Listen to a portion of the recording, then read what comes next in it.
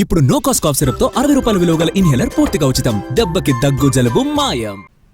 Maoist పార్టీలో ఏం జరుగుతోంది? వరుస ఎదురు దెబ్బలు ఓవైపు, అంతర్గత విభేదాలు మరోవైపు మావోయిస్టు పార్టీని మరింతగా కుంగదీస్తున్నాయి.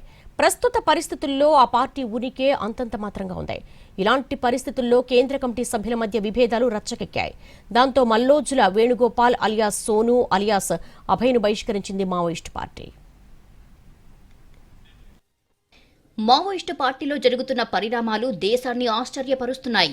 ఉనికి కోసం పోరాడుతున్న మావోయిస్టు పార్టీలో అంతర్గత పోరు తారాస్థాయికి చేరింది. ఏకంగా శాంతి చర్చల మీదే ప్రభావం చూపించే పరిస్థితి ఏర్పడింది. శాంతి చర్చల కోసం ఆయుధాలు వదిలిపెట్టేందుకు సిద్ధంగా ఉన్నామంటూ మల్లోజుల వేణుగోపాల్ అలియాస్ సోను అలియాస్ అభయ్ చేసిన ప్రకటన ఆ పార్టీలో విభేదాలను స్పష్టం చేసింది. పార్టీలో చర్చించకుండానే ఆయుధాలు విడిచిపెడతామంటూ అభయ్ అధికారికంగా చేసిన ప్రకటన మావోయిస్టు కేంద్ర కమిటీకి ఆగ్రహాన్ని కలిగించింది. అభయ్ ప్రకటన వ్యక్తిగతమని, పార్టీకి సంబంధం లేదని కేంద్ర కమిటీ అధికారికంగా ప్రకటించింది. ఈ వివాదం ఇక్కడితో ఆగలేదు. మల్లోజుల వేణుగోపాల్ అలియాస్ సోను అలియాస్ అభయ్ను ద్రోహిగా ప్రకటిస్తూ అధికారికంగా ప్రకటన విడుదల చేసింది.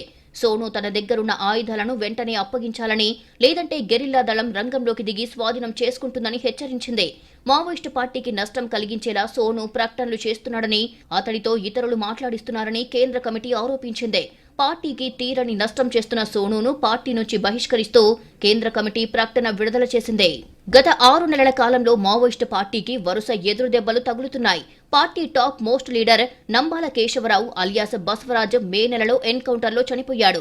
కేంద్ర కమిటీ సభ్యులు, పొలిట్ బ్యూరో మెంబర్లు ఇలా అగ్రనేతలు ఒక్కొక్కరుగా నేల కొరుగుతున్నారు. కొత్తగా రిక్రూట్మెంట్ జరగడం లేదు. క్యాడర్ కూడా చేజారిపోతోంది. దీంతో నిరసన గళాలు వినిపిస్తున్నాయి. మావోయిస్టు పార్టీ ప్రధాన కార్యదర్శి నంబాల కేశవరావు ఎన్కౌంటర్తో ఆ పార్టీ తీరని నష్టాన్ని చూసింది. నెల రోజుల్లోనే మరొకరికి ప్రధాన కార్యదర్శి పదవి కట్టబెట్టినప్పటికీ పార్టీలో అంతర్గత పోరు తీవ్ర స్థాయికి చేరింది. కేంద్ర కమిటీని ప్రశ్నించే స్థాయికి వెళ్లింది. మావోయిస్టు పార్టీలో తెలుగు రాష్ట్రాలకు చెందిన 18 మంది కేంద్ర కమిటీ సభ్యులుగా ఉండగా అందులో చాలా మందిని ఎన్కౌంటర్లలో కోల్పోవలసి వచ్చింది. పార్టీ ప్రకటనలపైన ఇప్పుడు సర్వత్రా చర్చ నడుస్తోంది. పార్టీలో కీలక స్థానంలో పనిచేస్తున్న వాళ్లు ఎప్పుడూ కూడా పరస్పర విరుద్ధ ప్రకటనలు చెయ్యరు. సోను చర్చల ప్రతిపాదన చేస్తూనే ఆయుధాలను వదిలిపెట్టేందుకు సిద్ధంగా ఉన్నామని ప్రకటించారు. గతంలో జరిగిన శాంతి చర్చల సందర్భంగా ఆయుధాల ప్రస్తావన మీదే చర్చల ప్రతిష్టంభన కొనసాగింది. ఇప్పటికీ మళ్లీ చర్చల ప్రతిపాదన రాలేదు. కానీ ఈసారి కేంద్ర కమిటీ భారత ప్రభుత్వంతో చర్చలు జరిపేందుకు సిద్ధంగా ఉందని, నెల రోజుల్లో చర్చలపై ప్రజా సంఘాలు, జర్నలిస్టులు, మేధావుల అభిప్రాయాలను తెలుసుకుంటామని, అభిప్రాయాలను నేరుగా ఈమెయిల్కు పంపాలని తన లేఖలో సోను ప్రకటించాడు. సోను లేఖను మావోయిస్టు కేంద్ర కమిటీ తప్పుబట్టింది. సోను ప్రకటన అతని వ్యక్తిగతమని, పార్టీకి సంబంధం లేదని కేంద్ర కమిటీ స్పష్టం చేసింది. ఆయుధాలను వదిలిపెట్టే ప్రసక్తే లేదని, సాయుధ పోరాట పంథాలోనే ఉంటూ చర్చలను జరుపుతామని ప్రకటించింది. సోనుకు అభయ్ పేరుతో ప్రకటనలు ఇచ్చే అధికారం లేదని స్పష్టం చేసింది. ఆయుధాలు విడిచిపెడతామని ఇప్పటి వరకు ఎలాంటి చర్చలు జరగలేదని, తన ప్రకటనలో ఆయుధాల ప్రస్తావన ఎందుకు తెచ్చాడో తెలియదని పార్టీ స్పష్టం చేసింది. పార్టీకి తీరని నష్టాన్ని చేస్తున్న సోనుపై చర్యలు తీసుకుంటామని హెచ్చరించింది.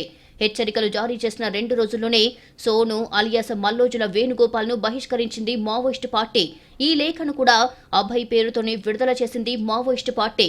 మొత్తంగా మావోయిస్టు పార్టీలో విభేదాలు తారాస్థాయికి చేరాయి. ఒక కేంద్ర కమిటీ సభ్యుణ్ణి మరొక కేంద్ర కమిటీ సభ్యుడు తీవ్రంగా విమర్శించడం గతంలో ఎన్నడూ జరగలేదు. మరో వాదన కూడా వినిపిస్తోంది. మల్లోజుల వేణుగోపాల్ అలియాస్ సోను అలియాస్ అభయ్ ఇప్పటికే కేంద్ర ప్రభుత్వ ఆధీనంలోకి వెళ్లిపోయాడు అనే వాదన వినిపిస్తోంది.